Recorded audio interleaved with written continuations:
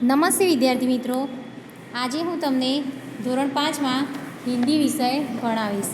એમાં આપણે પુનરાવર્તન 3, તમે તમારું પાઠ્યપુસ્તક ખોલો હિન્દી વિષયનું, એમાં પુનરાવર્તન 3 પેજ નંબર 88 ઉપર આપેલું છે. જુઓ, એમાં પ્રશ્ન પહેલો છે કે નીચે દિए गए चित्र के आधार पर 5 વાક્ય લીખીએ. જો અહીંયા ચિત્ર એક આપેલું છે, એ ચિત્રમાં જે છોકરો બેઠો છે બોલ લઈને ઝાડની નીચે, એના વિશે આપણે હિન્દીમાં 5 વાક્યો બનાવવાના છે. તો चित्र में एक पेड़ है, पेड़ એટલે ઝાડ. पेड़ के नीचे तने के पास एक लड़का बैठा है.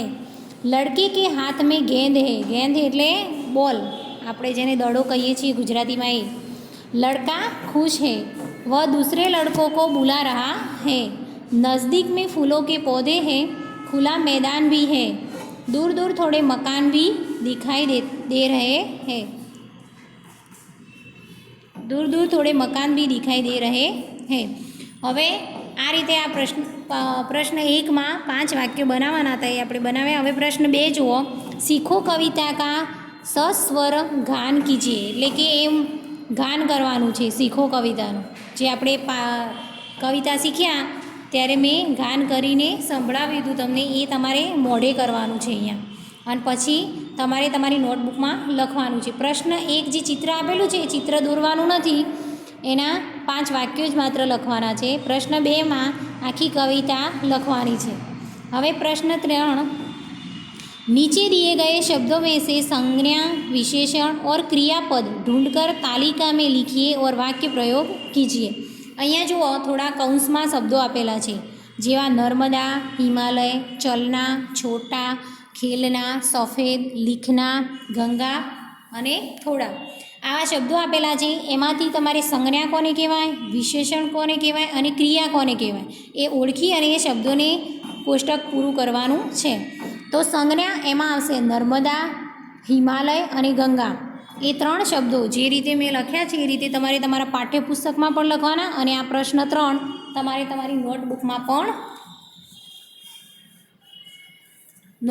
પણ લખવાનું. હવે વિશેષણ છે, એમાં છોટા, સફેદ, થોડા. પછી છે ક્રિયા, એમાં ચલના, ખેલના ઓર લીખના. આ પ્રશ્ન 3 છે એ તમારે તમારી નોટબુકમાં લખવાનું છે. હવે પેજ નંબર 89 પર જુઓ. એમાં પણ વાક્યનો પ્રયોગ પણ કરવાનો છે આપણે પ્રશ્ન 3માં. સંજ્ઞા, વિશેષણ અને ક્રિયાને આપેલી છે, એમાં વાક્યનો પ્રયોગ કરવાનો છે. પહેલું છે, નર્મદા गुजरात की बड़ी नदी है. हिमालय हमारे देश का बड़ा पर्वत है. गंगा नदी हिमालय से निकलती है. तनीष छोटा लड़का है, छोटा એ વિશેષણ આપેલું છે. वह सफ़ेद बगुला है. इस गिलास में थोड़ा पानी है. रुचा चलती है, चलती एक क्रिया છે. ऋत्विक खेलता है, વર્ષા લીખતી હે. આ રીતે વાક્ય પ્રયોગ કરવાનો છે. હવે પેજ નંબર 89 પર તમે જુઓ, એમાં ક આપેલો છે કે નિમ્નલિખિત મુહાવરે કા અર્થ દેખકર વાક્ય પ્રયોગ કીજીએ. એમાં પહેલું છે શીશ ઝુકાના, તો વિનમ્ર હોના. તો એનું વાક્ય પ્રયોગ છે, હमें बड़ों के आगे शीश झुकाना चाहिए. બીજું છે ઊંચે ચડના, તો ઊંચે ચડના એટલે ઉન્નતિ કરના. વાક્ય આવશે એમાં કે મહેનતી બચ્ચે હંમેશા ઊંચે ચढ़ते ही रहते हैं. नेक रास्ते पर चलना, तो सही रास्ते पर चलना. सभी धर्म नेक रास्ते पर चलने के लिए कहते हैं. चौथું છે मुंह में पानी आना, खाने की इच्छा होना. એનું વાક્ય છે अंगूर देखकर लोमड़ी के मुंह में पानी आ गया. હવે ખ એમાં જો एक छोटी कहानी बनाइए जिसमें इन चारों मुहावरों का प्रयोग हो. તો એમાં આપણે એક કહાની બનાવવાની છે જેમાં 4 વાક્યોનો પ્રયોગ થતો હોય. તો अरविंद होनहार लड़का है, वह बड़ों के आगे हमेशा शीश झुकाता है. बड़ा मेहनती है, इसी के कारण वह दिन ब दिन ऊंचे चढ़ता ही रहता है. वह कभी किसी की बातों में न आकर नेक रास्ते पर ही चलता है. एक दिन अपनी बुआ आशा के हाथ में आम देखकर उसके मुंह में पानी आ गया, वह आम खाने की जिद करने लगा। आ रीते चारे वाक्यों प्रयोग थाय एवी एक छोटी कहानी आपणे जोई। हवे प्रश्न 5, निम्नलिखित वाक्यों के गुजराती में अनुवाद कीजिए। आ जे वाक्यों आपेला छे हिंदी में एनुं आपणे गुजराती करवानुं छे। पहलू छे काफिला बगदाद की ओर जा रहा है, तो काफलो बगदाद तरफ जई रह्यो हतो। बीजू छे करेला कड़वा होता है, तो कारेला कड़वा होय छे। त्रीजू छे दीपक रोशनी देता है, तो एनो अर्थ थाय छे दीवो प्रकाश आपे छे। चौथुं छे गंदगी बहुत से रोगों की जड़ है, गंदगी केटलाय रोगोनुं मूळ छे। लौकी और गाजर का हलवा बनता है, दूधी अने गाजरनो हलवो बने छे।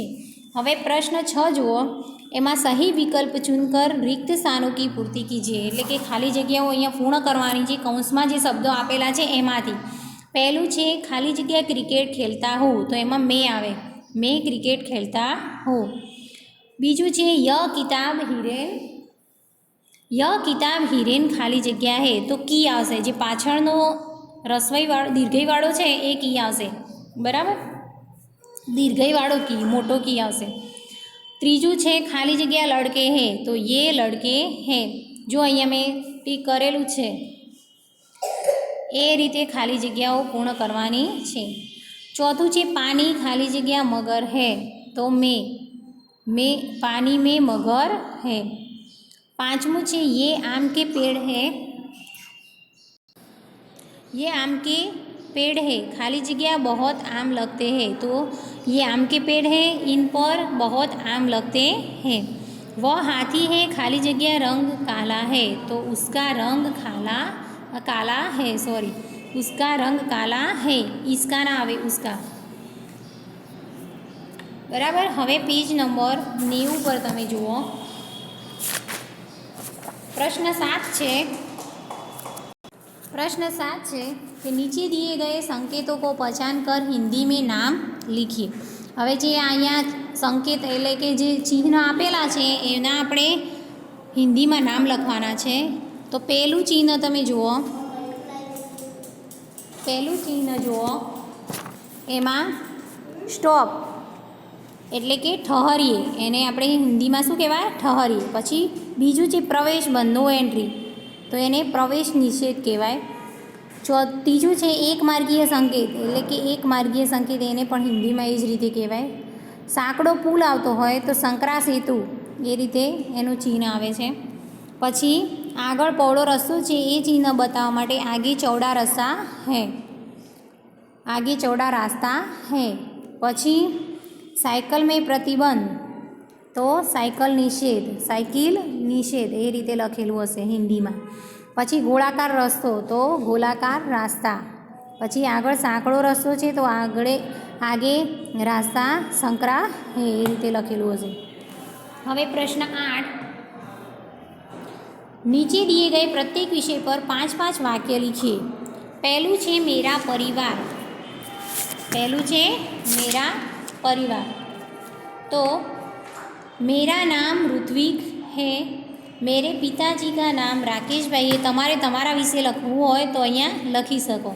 मेरे पिताजी अध्यापक हैं, मेरे माताजी पढ़ी लिखी है, वह गृहिणी है, मेरे एक बहन है, वह 7वीं कक्षा में पढ़ती है, मेरा एक भाई है, वह 10वीं कक्षा में पढ़ता है, मेरा परिवार सुखी है। परिवार माटे तमे तमारा परिवार विषे पण अहींया लखी शको।